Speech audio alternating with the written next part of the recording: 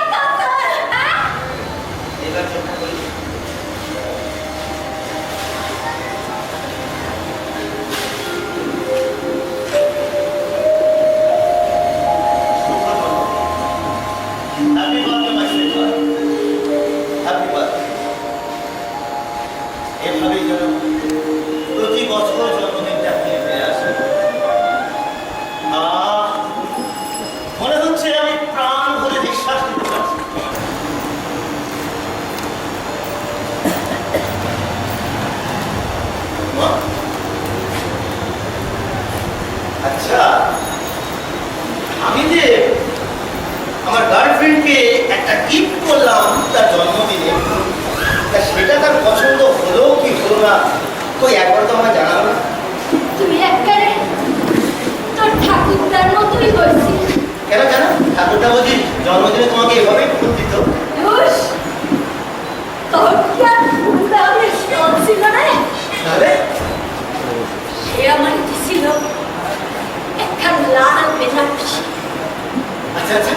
আর বলছিল বিপ্লবের রং নাকি লাল। আর বলছিল আমাকে সকলের বিপ্লব করতে হইবে। আর তুমি এই লাল শাড়িখান পইরা বন্যে শিখা হইয়া আমাকে পথ দেখাইবা। আর দিছিল একখান আদর্শ। সেই আদর্শ দিয়া আমি নিজেরে করছি। সেই আদর্শ দিয়া আমি তোর বাপকেও করছি। আর সেই আদর্শ দিয়া তো আমি তোরেও বড় কইরা তুলছি রে।